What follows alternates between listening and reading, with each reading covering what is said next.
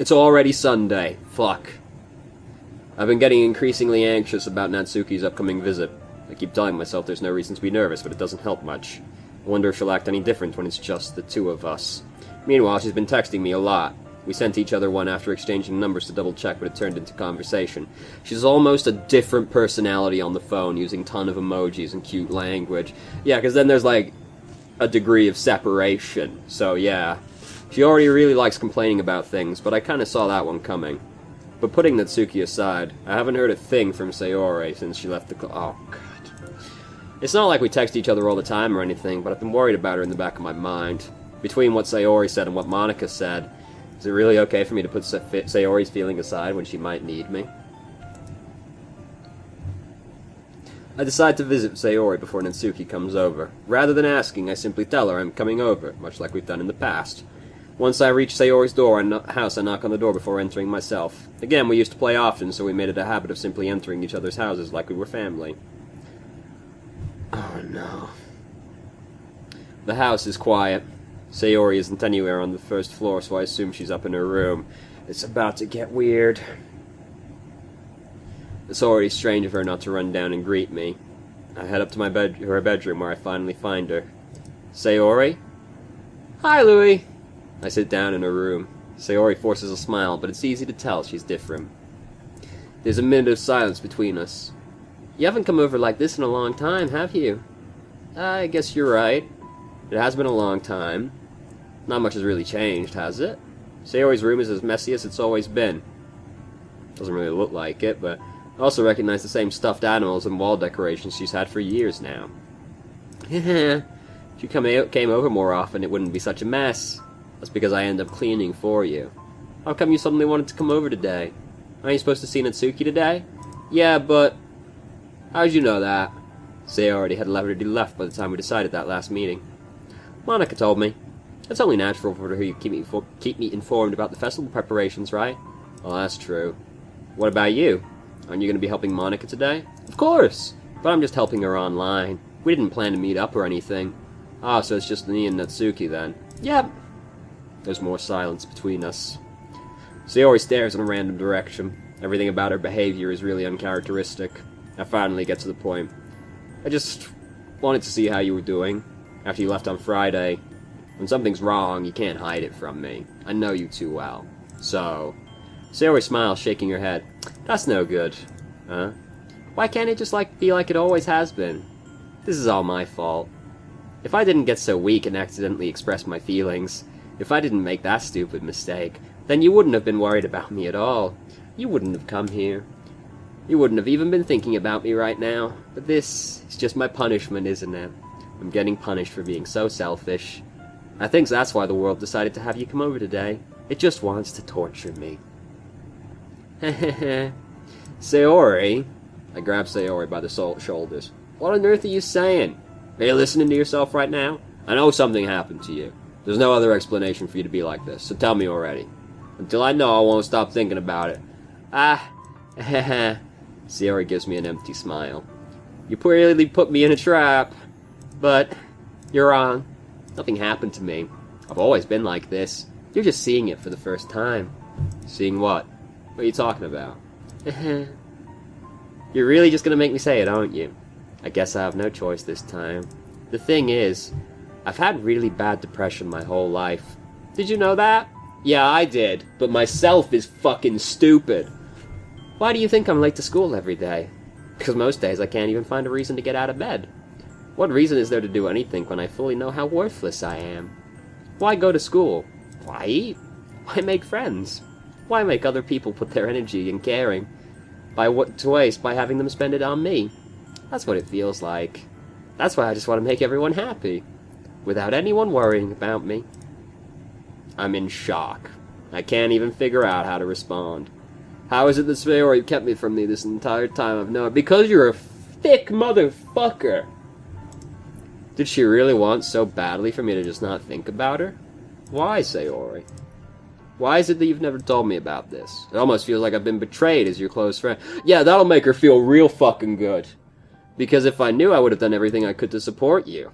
Even if there's only so much I could do, I would have tried a little harder to make every day a little better for you. That's why I'm your friend. All you have to do is tell me. You don't understand at all. Why do you think I didn't tell you? Because if I told you, then you would have to waste effort caring about me instead of doing important things. I don't want to be cared about. It's bittersweet when people try to care about me. It feels nice sometimes, but it also feels like a bat being swung against my head. That's why I wanted so badly for you to make friends with everyone else. Helping everyone be happy together is the best thing for me. But then I discovered something else, too. Seeing you make friends and get closer with everyone in the club, it feels like a spear going through my heart. So that's why. That's why I decided the world just wants to torture me. Every path leads to nothing but hurt. You're right that I don't understand. I don't understand your feelings at all. But I don't need to understand. Whatever it takes for me to help you stop hurting, that's what I'll do. No, there's nothing. Nothing at all. The only thing that could have helped is if everything was like it always was. But I was selfish. I finally showed you what a horrible person I am. Tears streaked down Sayori's face. I made you join the literature club because I was selfish, and I was punished by my heart hurting in a way that I couldn't understand. And now you came here and I made you hurt too. I'm just weak and selfish. That's all I am. That's why I'm going to accept these punishments, because I deserve every last one. Without thinking, I once again grab Sayori's shoulder. This time I pull her into a tight embrace. Louis, Sayori, I don't care if you feel selfish. I'm really happy that you convinced me to join the club. Seeing you every day makes it worthwhile enough. If I make friends with everyone else, then that's just a bonus. But please never underestimate how much I care about you. I wouldn't have it any other way. Sayori isn't hugging me back. Despite my arms being wrapped around her, Sayori's arms remain at her sides. She starts sobbing next to my ear. No, don't do this to me. Please don't do this. Sayori barely manages to speak between her sobs. I don't know if I'm doing the right thing. But all I want for her to know is that I care. If you have it in you to call yourself selfish, then you have to let me be selfish too. No matter what it takes, I'll figure out what needs to change. I'll make these feelings go away. And if there's anything that you need me to do, then you'd better tell me. I'll get mad if you don't. This is a fucking great way to end it.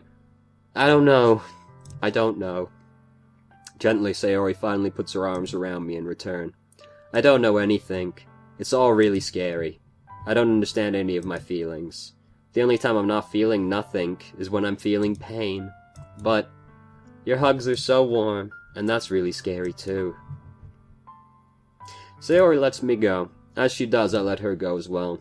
The festival is tomorrow. Yeah. It's gonna be fun, right? Yeah. How would you like for me to spend it all with you? It's what I want. I promise. That would be nice then. Yeah. Sayori wipes her eyes. If I could spend the whole day here, I would. Of all days, this has to be the day where I have other plans. Maybe I should cancel. No, don't! Please don't. If you did that, then I really wouldn't forgive you. But it's almost time for Natsuki to meet me at my house. At the very least, you want to come along and help out? It would be fun. To my surprise, Sayori shakes her. I am not surprised at all. I'm sorry. I don't know if it will be very good for me today. You understand, right? It's kind of hard for me to fully understand, but I'm trying my hardest. It's okay. Don't worry too much about it. I'll see you tomorrow, okay? Alright. I look forward to it. Oh, God. I say goodbye to Sayori and exit her house. On the way home, I find myself still feeling uneasy. But it's hard for me to keep thinking about it when Natsuki is to come over too. I think Sayori is right. I shouldn't be worrying too much. And we're definitely going to have a great time tomorrow. I should just focus on what's ahead of me. God, I hate this digital facsimile of myself. I spend only a few minutes back at home anxiously awaiting Natsuki's arrival. Before I know it, she texts me to let me know she's outside the front door. Without delay, I open the front door to let her in. Little does she know I was sitting right in front of the door, holding the knob, waiting. Sup? Hey. I don't know what I was expecting, but seeing Natsuki in something other than her school uniform totally threw me off. Seeing her in such cute clothes makes the uniform seem totally unfitting in comparison. Jeez, don't make you feel so awkward already. It's gonna be a long afternoon, so don't be weird just because you're not used to seeing me outside of school. Anyway, I'm coming in.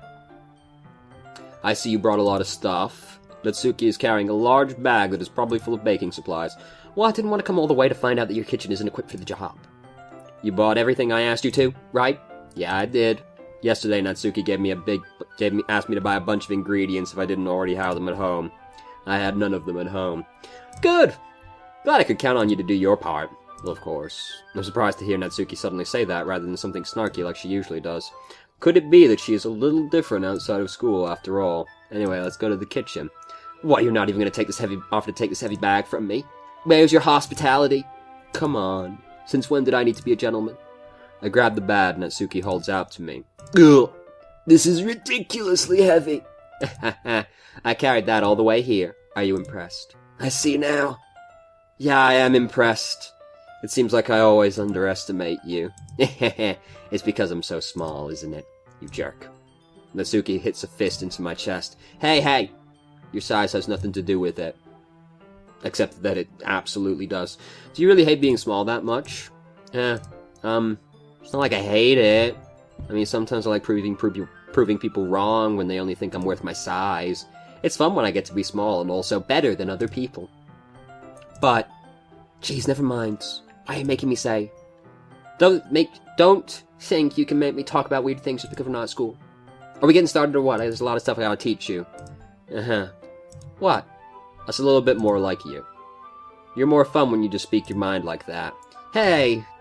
Now you are treating me like a kid. I was just trying to be a little nice for you, you know. And just because I have a mature and sexy figure like Yuri doesn't mean you should treat me like... Natsuki catches her words, and her face turns red. Natsuki. Forget it! I didn't say anything. I should apologize. I appreciate that you were trying to be nicer. I should have been a little bit more considerate too. But also, if that's what you're thinking, then you should know that there are tons of guys who are into body types like yours. They are largely going to end up in prison, but... how would you know that anyway? Just trust me on this one. Oh my god. I'm gonna get really uncomfortable about this one. Gross! Hey! Was that to me? Who else? Man. Let's just get started already. You get all sour when a girl calls you gross. I finally found your weakness. Natsuki smiles deviously. Please spare me. Well, if Natsuki decides to dish out more insults like that, there's no way I'm not fighting back. But she's satisfied enough for now, finally starting to pull things out of her bag so we can get started. Before long, the whole kitchen is a mess. Spoons, dirty bowls, flour, spilled flour, and plastic bags are strewn about every kind of talk. The mixer isn't big enough to make all the batter at once, so we've had to do it several times. Meanwhile, Natsuki is babysitting all of my movements to make sure I don't mess up her precious baking. Louis, where did you put your food coloring? The food coloring? The batter is going in the others soon, so I need to fill the trays. I think it's still in the bag next to the table. What are you using it for? To color the batter, of course. I'm making each tray a different color. That way, even if the flavors aren't different, everyone can still pick their favorite. Oh, that's a cute idea. Are we doing anything with the icing? Do you want to? You're asking me? I don't really have a preference. Come on! You're not putting any heart into this at all. Can't you at least try to have fun? I'm having fun. I'm not really sure what Natsuki is trying to get out of me. Meanwhile, fucking... God, I hate you. I see her separate the batter into smaller bowls and put a few drops of food coloring into each. That does look pretty cool. See? It's not like baking is just about following the instructions. The presentation is where you get to be creative and have the most fun. It's a million times more worth it in the end if you're just looking at everyone else's eyes lighten up. Like the ones you made on my first day, huh? I recall Natsuki proudly presenting her cat-shaped cupcakes and Sayori and Monika's delighted expressions. I wonder if I can make Natsuki proud like that, too. Freudian slip. Yeah, maybe I will use the food coloring then. Sounds like you're starting to understand. Just make sure you complete mixing the icing before you mess with the food coloring. Yeah, it's getting there. We were using the electric mixer for the batter, so I got stuck with a whisk and a huge bowl for the icing. The icing's still all lumpy. Are you even trying? Oh yeah, I'll just take a little longer. Jeez, I'll be here all night if you do it like that. Here, look. Natsuki grabs the whisk from me and uses her other hand to tilt the bowl back. You really need to beat the crap out of it. After a few seconds, the consistency of the icing has already improved. See? As if to emphasize, Natsuki sticks a finger in the icing and pops it in her mouth. I reluctantly start to do the same. Hey! Natsuki suddenly grabs my wrist. I don't want your gross fingers in my icing. Your icing, eh? Are you forgetting who did all the work? I start to fight back, trying to inch my finger towards the bowl. Don't make me beat the crap out of you next! I'd like to see you try. Do the thing where I put my hand on her forehead and hold her back. I just push harder, just enough for my finger to reach the icing. I triumphantly scoop with my finger just as Natsuki tugs with all her might. Ah! The force of Natsuki pulling me causes me to stumble, making her stumble in turn. Gross! You got it on my face! Whose fault is that? There's a big glob of icing on Natsuki's cheek. She tries to reach it with her tongue, but it's too far away. Jeez, you know what? Take this. Instead, Natsuki wipes it off with her finger before shoving her finger towards my own face. You wish! I'm faster. I grab her wrist with my hand before it reaches my face. Natsuki tries to use her other hand to fight back, but I grab that one as well. Yep, this is gonna get really awkward really fast. Stop! Not until you apologize for calling me gross. Fine, I'm sorry for calling you gross. You know I don't mean it. It's just fun seeing you react to it. Use vampire teeth. You do that to me all the time, you know, saying dumb things just to get a reaction out of me. You really shouldn't tease girls like that. Is that so? In that case, I probably shouldn't do this either. I take Natsuki's finger and put it in my mouth, licking the icing off. What? Did you seriously just... Natsuki is so surprised that she can't even figure out how to get mad at me. Her face is entirely red. Louis, you really shouldn't do that kind of thing to girls, unless you really like them. You know that, right? What kind of question is she asked? Fucking... Just like that. How did the mood turn to this so quickly? Natsuki gazes at me in silence. I notice her shallow breaths. Why am I starting to feel dizzy? Out of nowhere, the fire alarm starts going off. Way to kill the mood. Natsuki rushes over to the oven. Is something burning? I thought you didn't put the cupcakes in yet. No wonder! You left a dirty tray in here, dummy. How could you make a mistake like that? You should have checked before turning the oven on. Don't blame me for your mistakes. Jeez. Natsuki uses an oven mitt to grab the blackened tray out of the oven. She sets it on top of the stove. In another moment, the fire alarm stops. Anyway, I'm putting them in the oven now. Yeah. The tension from the moment still lingers over our heads, but the moment has already been lost. I watch as Natsuki slides the cupcakes trays into the oven. Then I reluctantly pick up the whisk and continue the icing like nothing ever happened. That smells so good. The cupcakes are all ready to be pulled out of the oven. As soon as Natsuki opens the oven door, a blast of sweet-smelling warm air fills the room. Look at how cute they all look. She proudly shows off all the different colored cupcakes in each of the trays. They'll look even better once we add the icing. Not like you need to tell me that. I brought decorating stuff, so I hope you can get creative. Here, scoop the icing into these bags. Natsuki hands me some plastic bags. I have these nozzles that will make it look nice and fluffy. This one even makes flowers. We probably won't be using it this time, though. What's this one for? I pick up one of the nozzles that has a much thinner tip than the others. That one's really thin, so you can use it to make stripes or other patterns. But you can also use it to write stuff on a cake, like happy birthday or whatever. Oh, I see. That gives me an idea, actually. Well, it's a literature event, right? We can make it a little more literature-themed by having a different word on each of the cupcakes. It would be fun to see people choose the cupcake based on the word they like. I was kind of expecting you to say something really stupid, and you did. But that's actually a really cute idea, so... Ahaha! Maybe I'm getting it from you. What's that supposed to mean? I'm not cute. Come on. We're not at school. Nobody's judging. You can't dress and act like this and not expect me to think you're cute. Well... Natsuki's voice trails off. Same with you. Did you say something? No, nothing. Let's just do the icing. Natsuki picks up the paste and fastens a nozzle onto each of the bags. There's a lot to do, so we shouldn't be wasting time. Here, I'll show you how to do it. Without giving me a chance to think about before, Natsuki quickly moves on. She shows me how to apply icing, and then we each get to work. What fucking time is it? I feel like I've been here for 1,000 hours.